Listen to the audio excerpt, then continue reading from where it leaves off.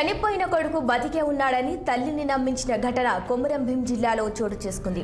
రెబ్బెన మండలం నంబాల గ్రామానికి చెందిన శ్రీనివాస్ మల్లీశ్వరి దంపతులకు ఇద్దరు కుమారులు.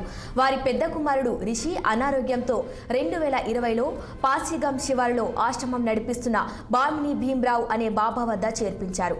బాలుడికి నూనె రాస్తే రోగం నయమవుతుందని బాలుడి తల్లిదండ్రులను నమ్మించాడు. అయితే నాటు వైద్యం వికటించడంతో బాలుడి పరిస్థితి విషమించి మృతి చెందారు. దీంతో గుట్టు చప్పుడు కాకుండా బాలుడి తండ్రి శ్రీనివాస్తో కలిసి భీమ్రావు ఆశ్రమం వెనుక మృతదేహాన్ని పాతిపెట్టారు. బాబు ఎలా ఉన్నాడని తల్లి ఎన్నిసార్లు అడిగినా బాలుడు బాగానే ఉన్నాడని శ్రీనివాస్ మాట దాటేశాడు. దీంతో అనుమానం వచ్చిన బాలుడి తల్లి పోలీసులకు ఫిర్యాదు చేసింది. నిందితులను అదుపులోకి తీసుకున్న పోలీసులు వారి వద్ద నుంచి నిజం రాబట్టి బాలుడు మృతదేహాన్ని పాతిపెట్టిన చోటున తెలుసుకొని మృతదేహాన్ని వెలికితీస్తున్నారు.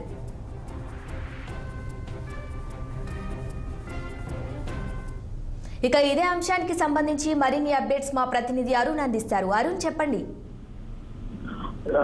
శిరీష, ఏదైతే కన్న తండ్రే కొడుకు బతికున్నాడన్న భార్యను నమ్మించి మోసం చేసిన సంఘటన రేపు ఆదిలాబాద్ జిల్లాలోని రెబ్బెన్లో బయటపడింది. ఇంకా మూర్ఖత్వానికి దగ్గరగా ఉన్న ఆ తండ్రి ఏదైతే బాలుడి మీద క్షుద్ర పూజలు చేసి చంపాడో అతనికి సహకరించి పాతిపెట్టిన వైనం అవాక్కయ్యేలా చేస్తుంది. వివరాల్లోకి వెళ్తే శిరీష, ఏదైతే ఆసిఫాబాద్ జిల్లాలోని రెబ్బెర గ్రామంలోని నంబాలకు సంబంధించిన ఒక తల్లి ఆమె కొడుకు అంటే భర్త నుండి వీడి ఆమె కొడుకును ఏదైతే పాచిగంలోని ఒక ఆశ్రమంలో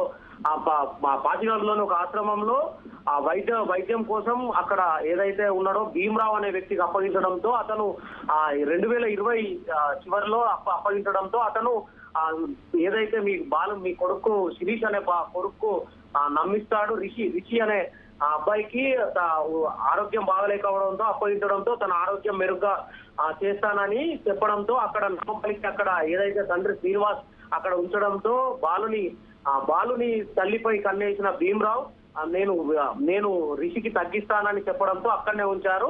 ఇది ఎప్పుడు అడిగినా శ్రీనివాస్ ఏదైతే భార్య శ్రీనివాస్ అడగడంతో బాగానే ఉన్నాడు, వైద్యం జరుగుతుందని దాటవేయడంతో నిన్న ఏదైతే నమ్మలేని ఆ తల్లి పోలీస్ స్టేషన్ లో ఫిర్యాదించడంతో భీమ్రావును శ్రీనివాస్ అదుపులోకి తీసుకోవడంతో ఏదైతే 2003 సంవత్సరాల కిందటే అంటే 2020లోనే బాలుడు చనిపోయాడని పాచిగంలోని ఆశ్రమం వెనుక భాగంలో కూర్చడంతో తహసీల్దార్ సమక్షంలో పోలీసులు ఏదైతే మృతదేహాన్ని వెలికి తీశారో ఆ తల్లి కన్నీరు మున్నీరు రోదన మాత్రం మిన్నంటాయి.